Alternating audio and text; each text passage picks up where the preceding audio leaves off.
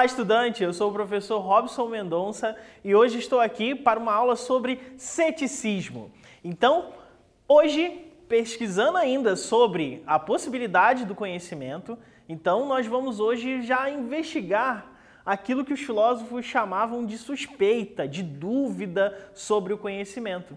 Então, desde já, querido estudante, para aí nesse momento, pega seu caderno, sua caneta, seu lápis, presta bem atenção nesses conceitos que vão ser abordados aqui, anote as suas dúvidas, depois você pode aprofundar isso nas literaturas, no seu livro e também com o seu professor aí, você pode mandar uma dúvida para ele através do e-mail, através do Classroom, mas o principal de hoje é justamente a dúvida.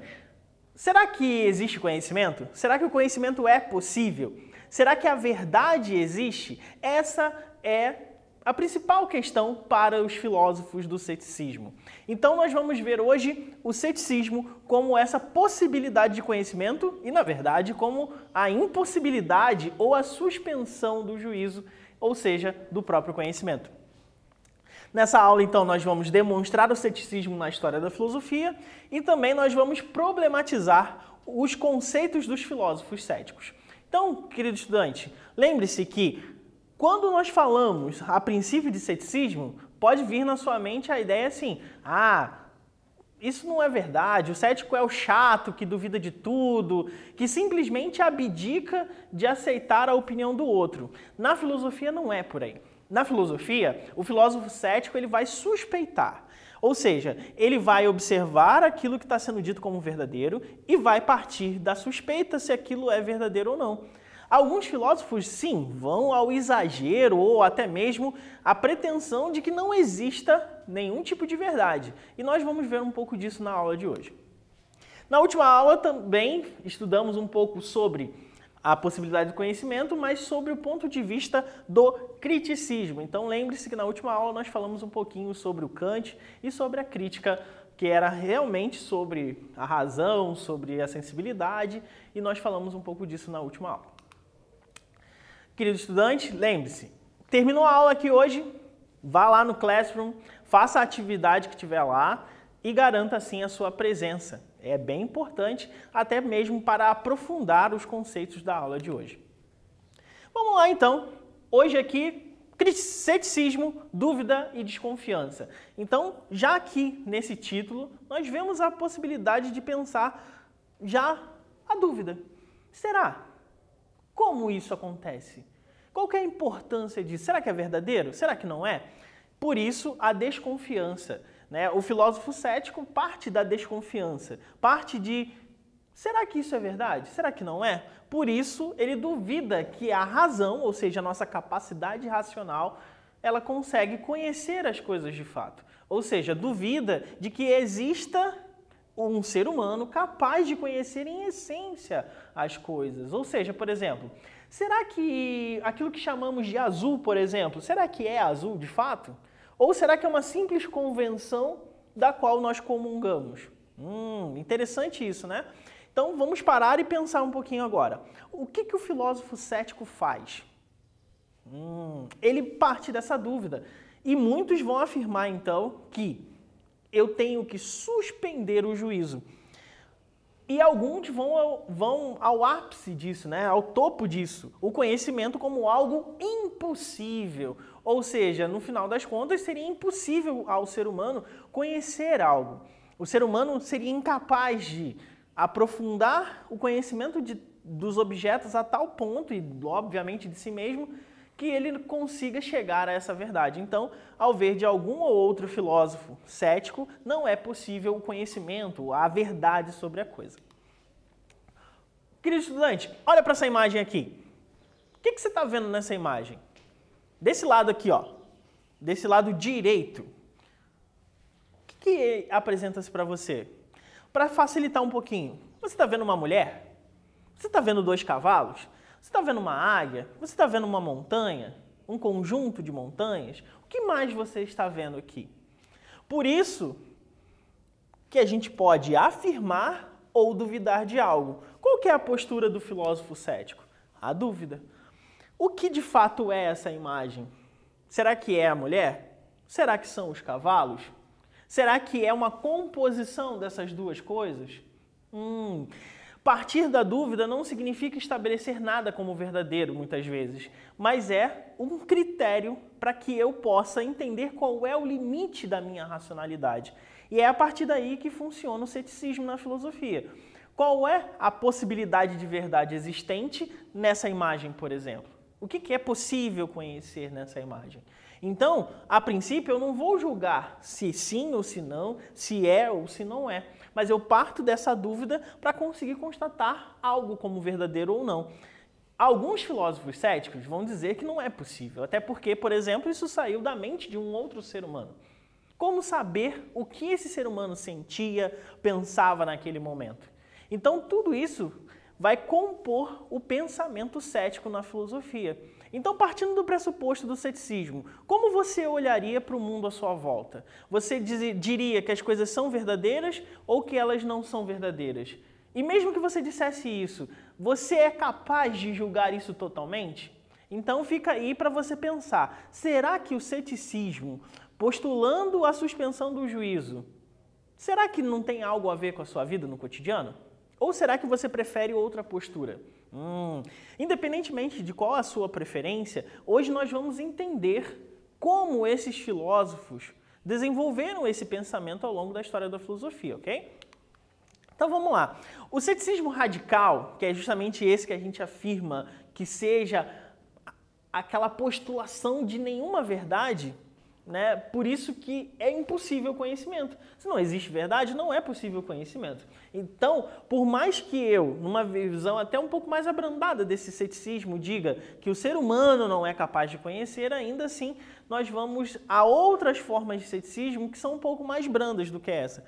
Por exemplo, ceticismo ponderado. O ser humano não pode conhecer. Então existe essa diferença, né? No radical, não é possível, não existe o conhecimento verdadeiro das coisas. O ser humano não consegue. Agora, no ceticismo mais ponderado, o ser humano tem uma certa incapacidade, ele conhece algumas coisas e outras nem tanto. Por isso que eu trago aqui algumas imagens para a gente refletir. Olhe bem fixo para essa imagem. Se você tiver algum problema de vertigem, alguma coisa, não olha muito não. Mas veja, não é meio confusa essa imagem? Não é meio distorcida, né? Eu fiz questão, por exemplo, de esticar bem essa imagem para ela distorcer ainda a própria distorção. Ou seja, você não vai conseguir talvez enxergar o primeiro propósito dessa imagem, porque justamente eu a alterei. E nessa alteração, foi uma descaracterização ou não? Isso vai ser possível ser conhecido se eu não falasse, por exemplo? Será que você descobriria? Ou mesmo que descobrisse a verdade sobre isso, será que, em última instância, é possível conhecer isso aqui totalmente? Por isso que a postura principal do ceticismo é a suspensão do juízo. Então, eu suspendo qualquer tipo de julgamento a princípio para que eu possa, de fato, observar as coisas primeiro, antes de dizer que elas são verdadeiras ou não. Ou antes de dizer que é possível ter uma verdade sobre aquilo. Por quê? Justamente por conta dos limites da nossa racionalidade. Então, são duas coisas muito importantes aqui, gerais, para os filósofos do ceticismo: a incapacidade da razão de conhecer as coisas ou até mesmo a impossibilidade de existência de uma verdade. Esses dois pilares vão nortear boa parte do pensamento cético ao longo da história da filosofia. Então, querido estudante, vamos parar um pouquinho agora, que nós já vimos essa conceituação geral sobre o ceticismo, e refletir sobre essa questão. Diferencie o ceticismo moderado do ceticismo radical. Então você vai ter aí alguns minutos para refletir sobre essa questão. Logo eu volto com uma possibilidade de resposta. Lembrando, você vai escrever no seu caderno uma resposta, depois nós vamos aqui comparar com a resposta que eu colocar aqui, para que no final a gente chegue a alguma conclusão geral sobre essa resposta. Então não se preocupe se você não escrever literalmente como eu escrever aqui, mas se preocupe em colocar tudo aquilo que você aprendeu até agora e que provavelmente estará correto na sua resposta. Então daqui a alguns minutinhos eu volto com a resposta.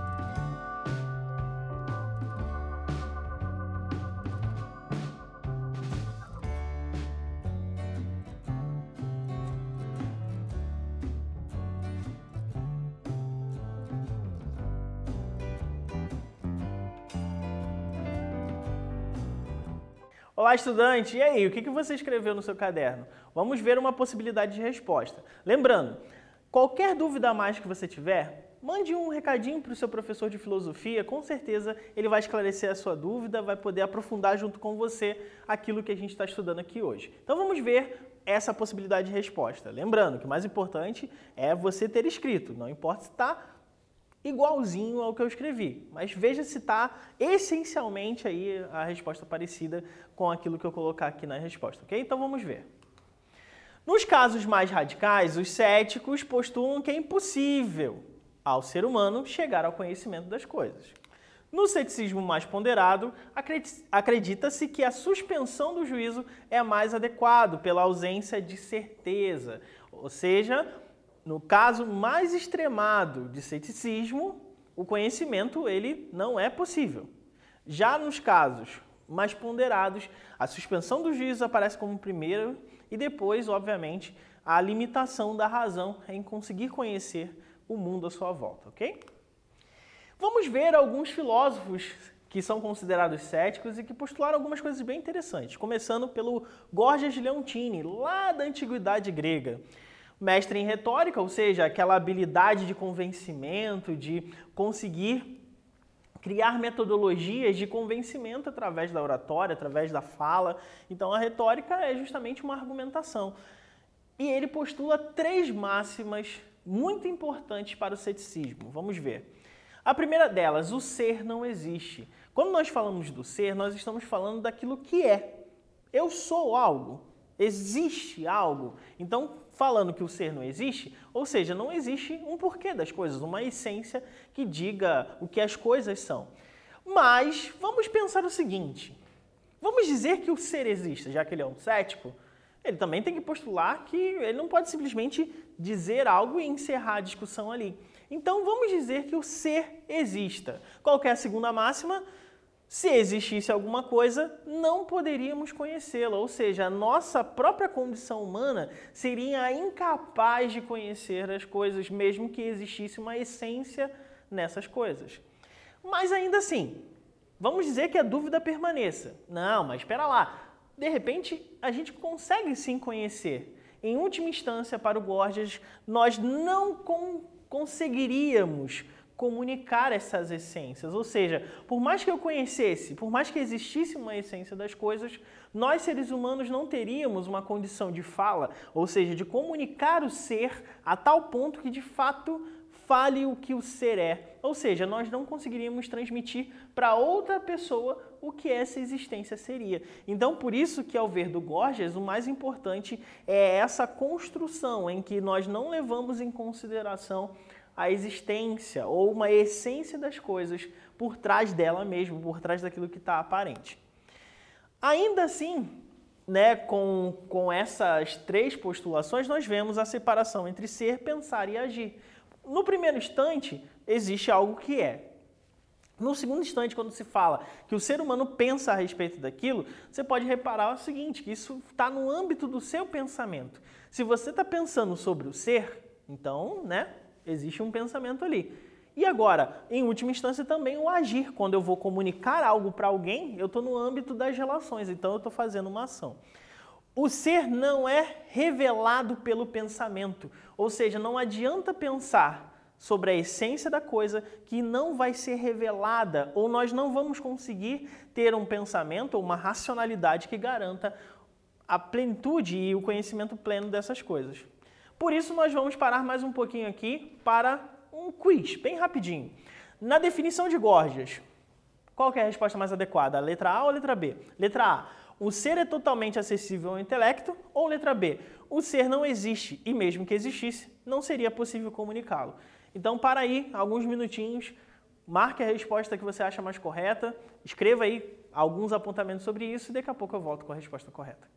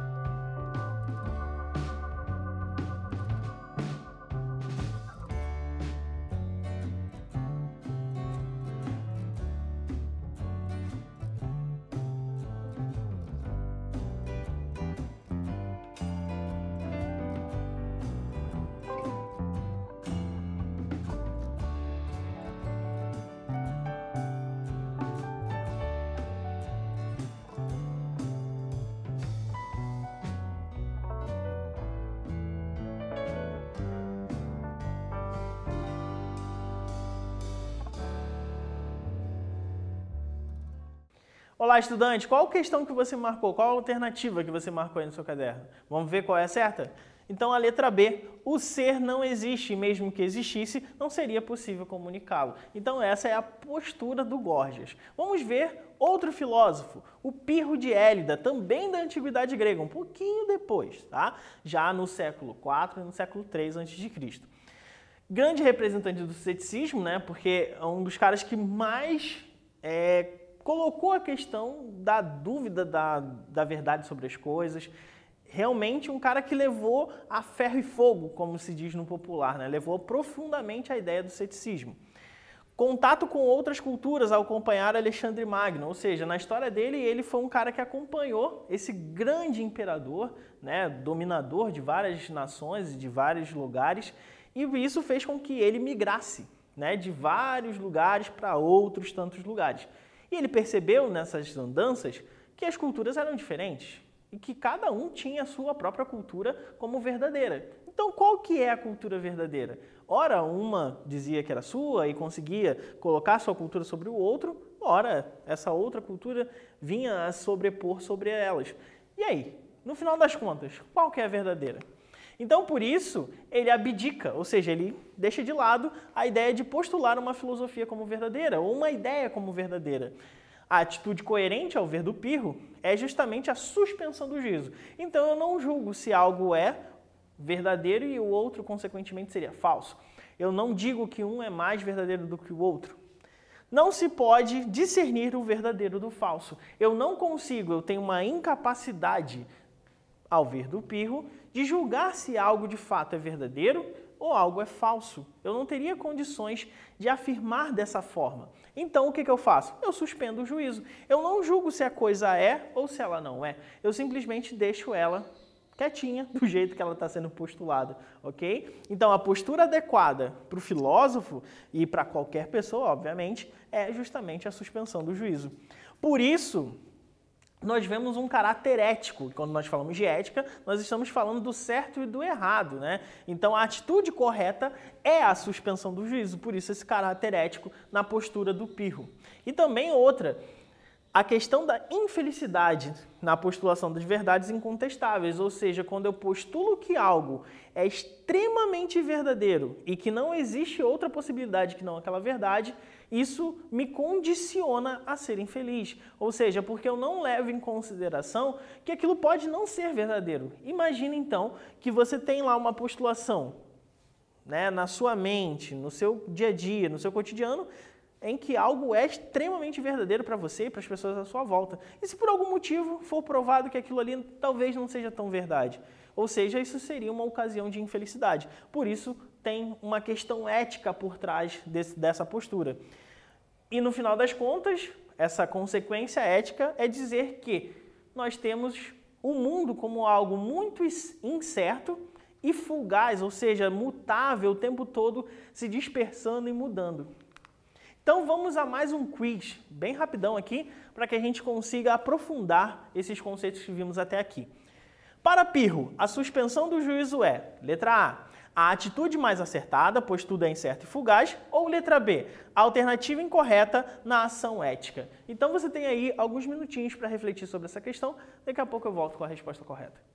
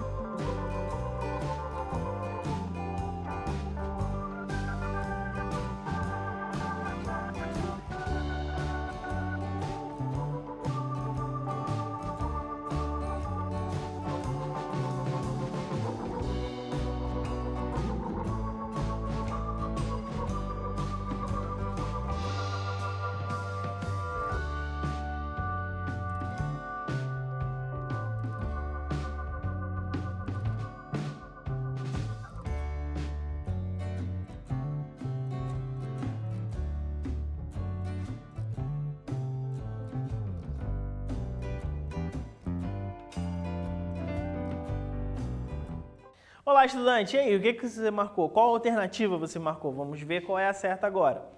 Letra A, a atitude mais acertada ao ver do Pirro é que tudo é incerto e fugaz, ou seja, a atitude mais acertada é justamente a suspensão do juízo, como foi colocado aqui no cabeçalho dessa questão. Então, fica claro na questão do Pirro que eu não tenho como julgar as coisas como certas, como erradas, ou simplesmente como verdadeiras ou falsas. Porque nossa incapacidade diante das coisas não nos permite afirmar algo como verdadeiro, consequentemente a verdade é incerta e fugaz. Vamos ver um outro filósofo, agora já bem mais à frente, já na modernidade, aqui no século XVI, ok? O Michel Montaigne. Ele vai criticar as crenças que vinham arraigadas, ou seja, bem enraizadas ali, bem profundas e calcadas no pensamento daquelas pessoas que vinham da Idade Média. Então, a primeira coisa, ele vai começar a olhar para essas crenças, né, principalmente sobre a questão da divindade e sobre outras tantas, inclusive sobre a verdade, e vai começar a fazer questões sobre isso, ou seja, ele vai fazer uma crítica, né? Então ele vai olhar para essas questões e vai falar assim, não, pera lá, vamos repensar, vamos pensar de uma forma diferente? O que influenciou isso, né? Então, tiveram muitas mudanças nesse período que influenciaram essa visão do Montaigne, né? Então, fatores pessoais, sociais e culturais, e principalmente na questão das opiniões, ou seja, o que as pessoas opinam sobre o mundo. Então, essas crenças muito bem fundamentadas ali, oriundas, né, da Idade Média, fizeram com que o Montaigne parasse e refletisse. Então, o que está acontecendo no mundo naquele momento? Né, nós estamos vendo várias transformações na ciência, na sociedade como um todo, na política, e tudo isso vai fazer com que o Montaigne suspenda ali um pouco o juízo a princípio, ou seja, mais uma vez a postura do cético.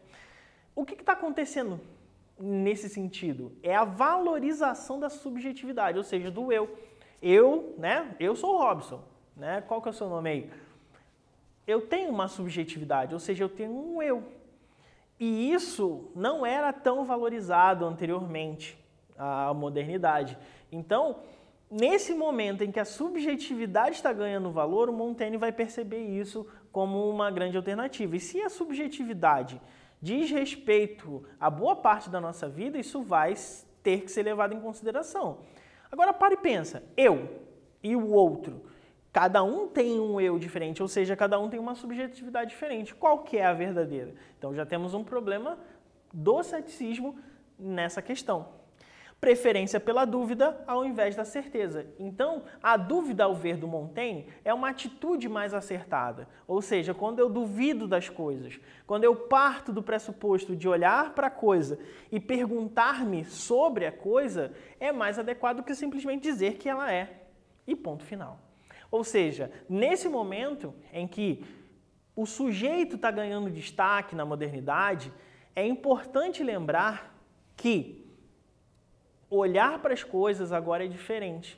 Eu não posso simplesmente olhar para a coisa, afirmá-la, ponto final, e nada mais pode ser dito sobre a coisa. Até mesmo a ciência nascente, ela vai propor isso, né? Ela coloca uma verdade aqui que depois pode ser sobreposta por um outro paradigma, ou seja, uma outra verdade. Então, o que vai acontecer aqui a partir do Montaigne?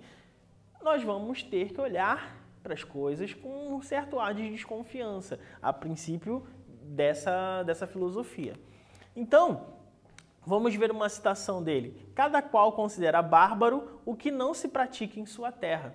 Lembrando, no século XVI, a Europa já conheceu o novo mundo, que é a América, né? Que são as Américas. Então, nós precisamos observar que esses povos foram chamados de bárbaros, né? Foram chamados de pessoas que sem cultura ou que não tinham uma forma de vida igual e até mesmo adequada aos hábitos europeus.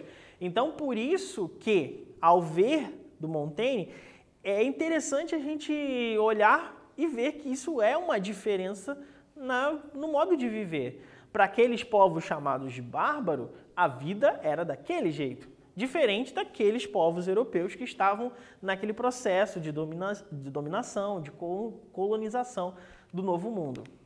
Então, para a gente, enfim, decantar todas essas ideias do ceticismo, vamos parar e observar essa questão aqui.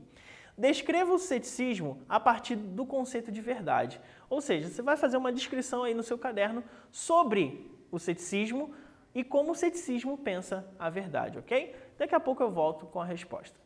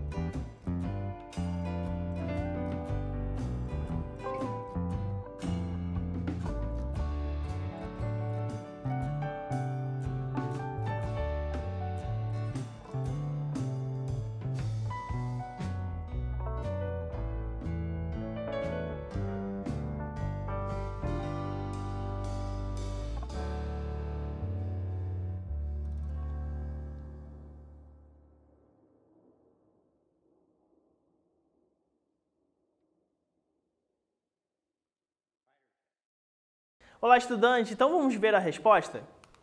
O ceticismo é a corrente filosófica que postula a suspensão do juízo ou a inexistência da verdade. Então, aquilo que o ceticismo postula é justamente que, num caso mais extremado, nós, seres humanos, não temos a capacidade, né, ou até mesmo não existe a verdade, nós não temos a capacidade de julgar se isso é verdadeiro ou não, mas, em última instância, a suspensão do juízo. Ou seja, eu não julgo algo como verdadeiro ou como falso, até porque isso não seria possível na própria coisa ou até mesmo para nós, seres humanos. Na aula de hoje, então, nós vimos o conceito de ceticismo na filosofia, vimos alguns filósofos céticos e também diferentes formas de ceticismo. Então, fica aqui o meu agradecimento a cada um que participou dessa aula. Lembrando, se tiver alguma dúvida, vai lá no Classroom, manda uma pergunta para o seu professor de filosofia, com certeza ele prontamente vai te responder e sanar as suas dúvidas. Em outra questão, lembrando, faça os exercícios do Classroom para garantir a sua presença. Aqui estão algumas referências, fica o meu agradecimento a cada um que participou dessa aula e nos vemos num próximo encontro.